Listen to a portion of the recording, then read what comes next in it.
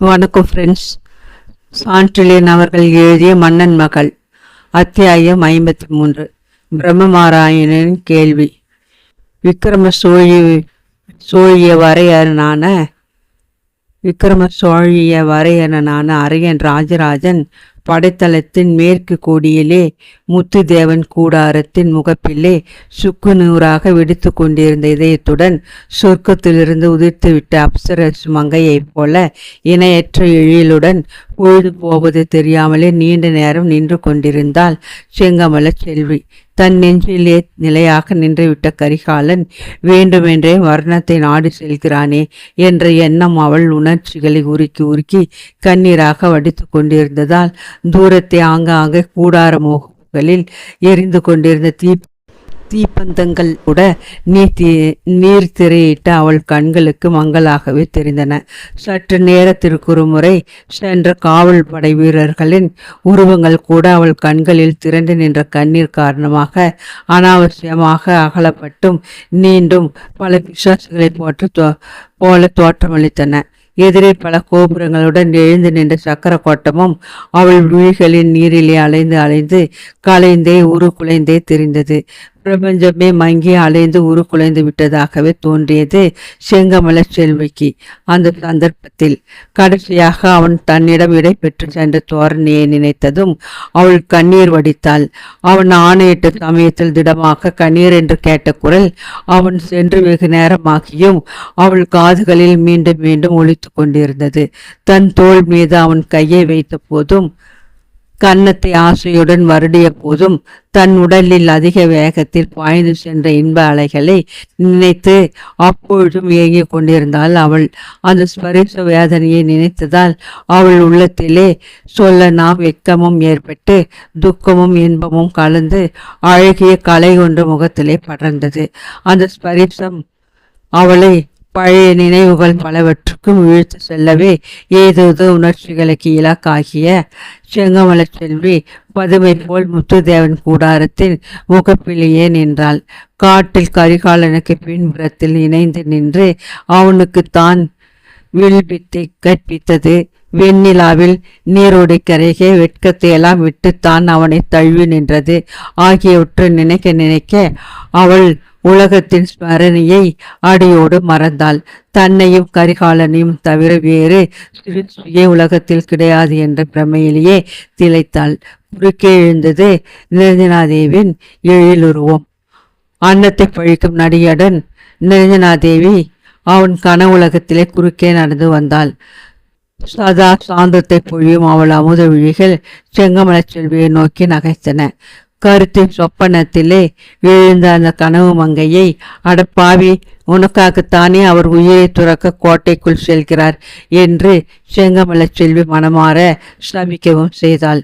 இந்த சிங்காரியை மட்டும் அவர் சந்திக்காதிருந்தால் நிச்சயம் அவர் என்னை காதலிப்பார்.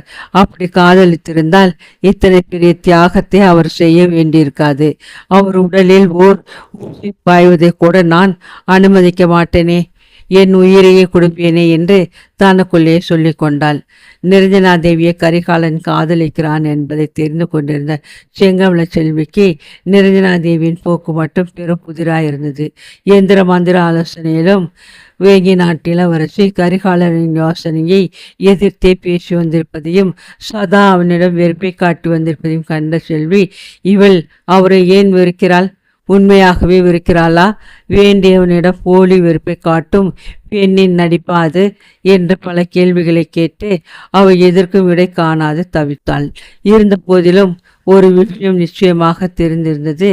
அரியன் ராஜராஜன் மகளுக்கு கரிகாலன் நிரஞ்சனாதேவியை காதலிக்கிறான் என்றும் அதற்காகவே அவன் ஏதோ திட்டங்களை வகுத்து கொண்டு பெரிய பெரிய ஆபத்துகளில் தலையை நுழைத்து கொள்கிறான் என்றும் செல்வி சந்தேகமற நம்பினாள்.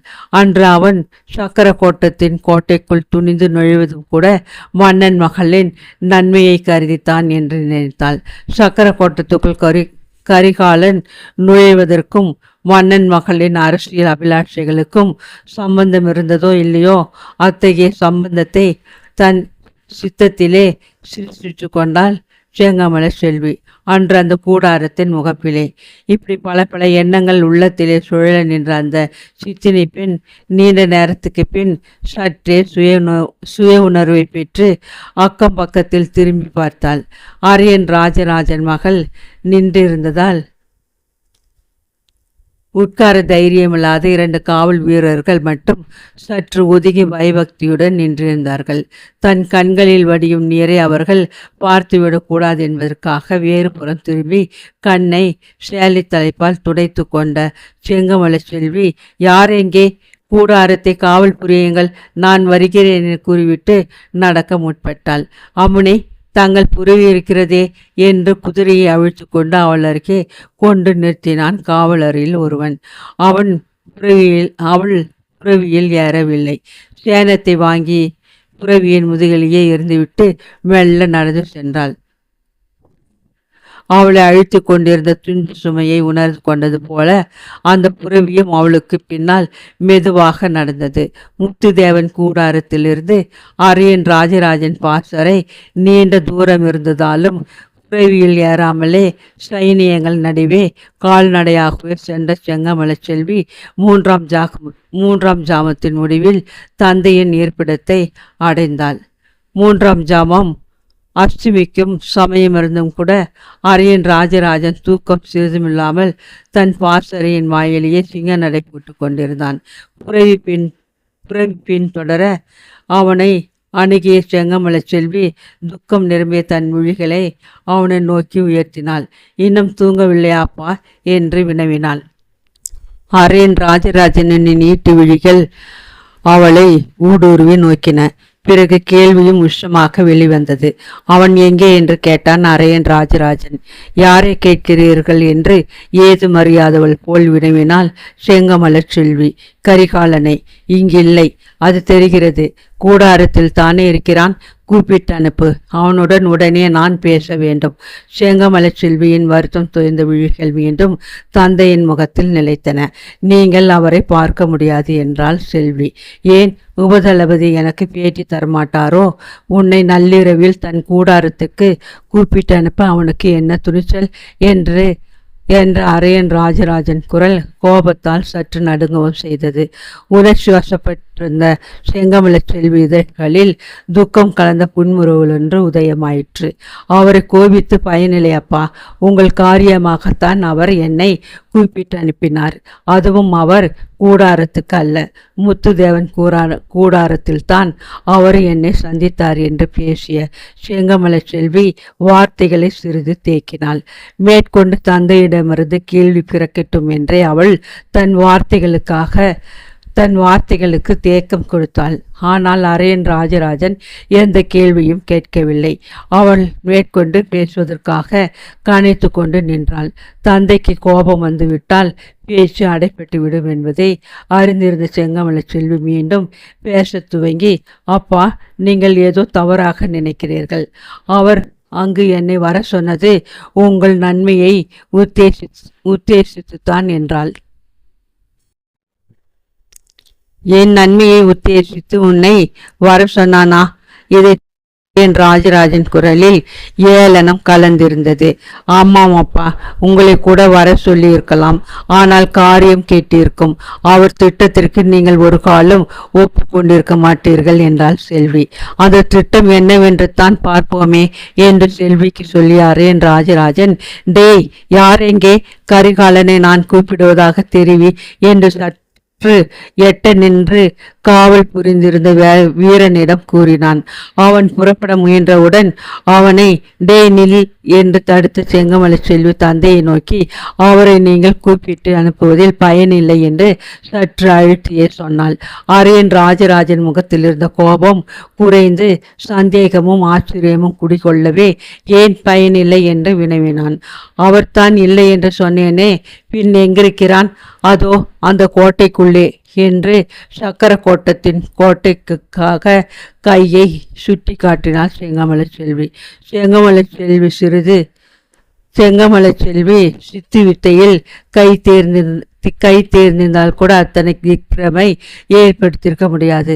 அரியன் ராஜராஜனிடம் ஏதோ திடீரென்று மந்திரத்தால் கட்டுப்படுத்தப்பட்டவன் போல் அந்த புறமோ இந்த புறமோ அசையும் சக்தியற்று நின்றான்.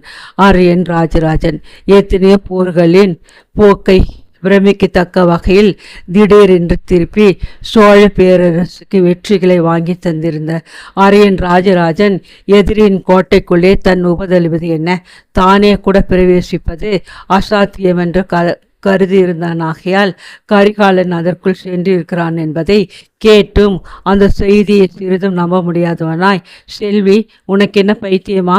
அந்த கோட்டை காவலர்கள் என்ன கரிகாலன் கையாட்களா கோட்டையை திறந்து விடுவதற்கு என்று கேட்டான். தந்தையே, இந்த நிலையில் நான் உங்களுக்கு விவரத்தை சொன்னால் புரிந்து கொள்வது கஷ்டம். உங்கள் படைத்தலைவர்களை வரவழையுங்கள், கலந்து பேசுவோம் என்றாள் செல்வி. நான்காம் ஜாமம் எட்டி பார்க்க போகிறதே, இப்பொழுதா படைத்தலைவர்களை அழைக்க வேண்டும்? எதற்கு செல்வி என்றான் அரியன் ராஜராஜன் அப்போதும் நம்பிக்கை உதயமாகாத குரலில். நாளை மறுநாளைக்கு ஏற்படவிருக்கும் போரை பற்றி விவாதிக்க. யாருடன் போர்? நாகர்களுடன். ஏன்? கோட்டை கதவுகளை திறந்து கொண்டு போருக்கு வரப்போகிறார்களா? ஆமாம். யார் சொன்னது? அவர்தான். கரிகாலனா? ஆமாம். அவனுக்கு எப்படி தெரியும்? கோட்டை கதவுகளை திறக்க அவர்தான் ஏற்பாடு செய்ய போகிறார். கடைசியாக செங்கமலை செல்வி எறிந்த இந்த வெடியால் ஏற்பட்ட அதிர்ச்சி பலமாயிருந்ததால் அரியன் ராஜராஜன் செல்வியின் கையை பிடித்து கரகரவென்று இழுத்து கொண்டு கூடாரத்துக்குள் சென்றான். அங்கு மெல்ல விஷயத்தை விளக்கவே விவரிக்க இயலாத பிரமிப்பால் சுயநிலையை அறவே எழுந்த அரியன் ராஜராஜன், என்ன செல்வி இது? ஏதோ புராணங்களில் படிக்கும் சம்பவங்களைப் போல அல்லவா இருக்கிறது? இத்தனை நாளாக நமது காவலையும் கடந்து கோட்டைக்கு உணவுப் பொருள்கள் செல்கின்றதா? அதை கரிகாலன் கண்டுபிடித்தானா? கண்டுபிடித்து விட்டு அவர்களை சிறையும் வைத்துவிட்டு அவர்கள் வேஷத்தில் தன் வீரர்களுடன் இவன் கோட்டைக்குள் போயிருக்கிறானா என்ற ஆச்சரியத்தால் வார்த்தைகளை கூட ஓரிரு இடங்களில் தடுமாற பேசினான். இதில் ஆச்சரியம் என்ன இருக்கிறதப்பா? அவரை உங்களுக்கு தெரியாதா? அவர் பார்வையே தனி பார்வை. இந்திராவதியின் மேல் திசை காட்டுக்கருகில் காவல் குறைவாயிருந்ததை ஆரம்பம் முதல் அவர் விரும்பவில்லை. தானியங்கள் சிந்தி கிடந்தது. சதா எதையும் துழாவும் அவர் கண்களுக்கு பற்றிருக்கிறது. அவருடைய துணிவை பற்றி என்று தன் மகளின் பேச்சை இடைமறித்த அரியன் ராஜராஜன், அதில் எனக்கு எல்லளவும் சந்தேகமில்லை மகளே.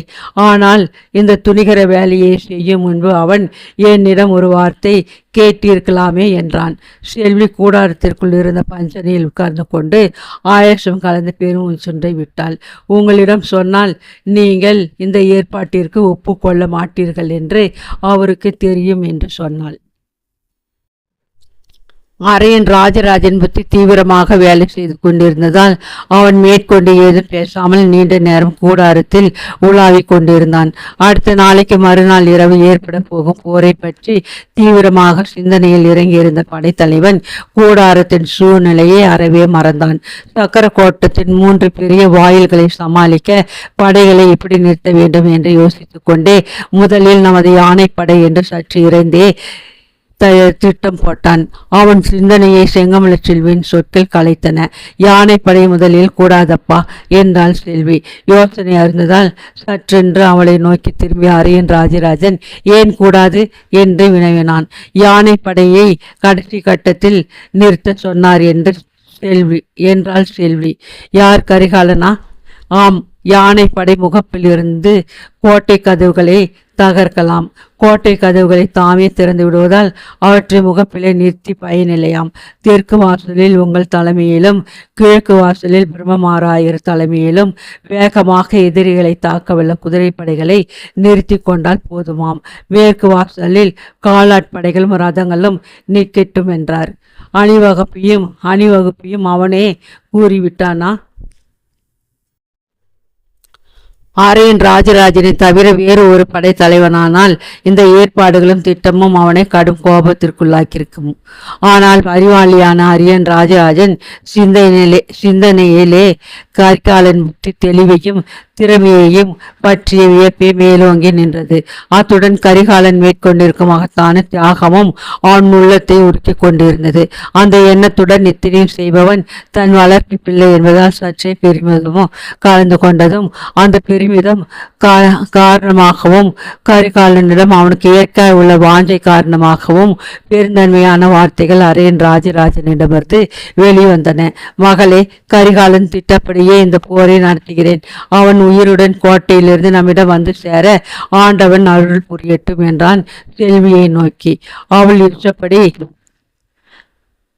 படைத்தலைவர்களை சில வினாடியில் தன் கூடாரத்தில் கூட்டி துரிதமாக மந்திர ஆலோசனையிலும் இறங்கினான். கரிகாலன் செய்கையையும் திட்டத்தையும் கேட்ட படைத்தலைவர்கள் முதலில் திக்பிரமை அடைந்தார்கள். பிறகு பதறி போனார்கள். இது என்ன பைத்தியக்காரத்தனம் என்று பிரம்மமாராயர் தமது பெருங்குரலில் கூறினார். பைத்தியக்காரத்தனமல்ல பிரம்மமாராயரே, பெரும் யுத்த தந்திரம் என்று அரையன் ராஜராஜன் தன் வளர்ப்பு மகனுக்காக பரிந்து பேசினான். அவன் அகப்பட்டு கொண்டு உயிரை விட்டால் என்று இடிப்போல் கர்ஜித்தார் பிரம்மமாராயர். பெரும் தியாகம் என்றான் அரையன் ராஜராஜன் அழுத்தமான குரலில். அத்துடன் சொன்னான், கரிகாலனே, உமக்கு தெரியும் பிரம்மமாராயரே, அவன் எத்தனையோ சங்கடங்களில் சிக்கிக் கொண்டு தப்பியிருக்கிறான். அத்தனையும் பொய் சொல்லி அந்த பொய்யை இங்கும் சொல்லலாம், பழிக்காது. இவன் சிக்கிக் கொள்வது நிச்சயம். கோட்டை காவலருக்கு முந்தி வந்தவனை அடையாளம் தெரியாதா? தெரிந்தால் இவன் மீது சந்தேகப்பட மாட்டானா? பிரம்மமாராயரின் கேள்வி நியாயமாகவே பட்டது அரையன் ராஜராஜனுக்கு.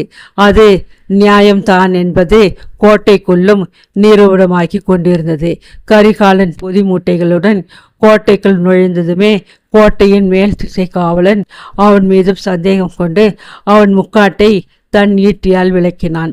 உள்ளிருந்து முகத்தை கண்டதும் கோபமும் வியப்பமும் மேலிட்டவனாய், யார் நீ? ஜெயவர்மன் எங்கே என்று கேட்டான். கரிகாலன் பதில் சொல்வதற்குள் துரிதமாக நிகழ்ச்சிகள் நடந்தேறியன. இதில் ஏதோ சூது இருக்கிறது என்று கூறிக்கொண்டே காவலன், டேய், இவனை சிறையில் இடுங்கள், காலையில் கோட்டை தளபதியிடம் கொண்டு போவோம் என்று தன் வீரர்களை நோக்கி உத்தரவும் விட்டான். அடுத்த வினாடி சுமார் 20 வீரர்கள் கரிகாலனை வாளும் கையுமாக சூழ்ந்து கொண்டார்கள்.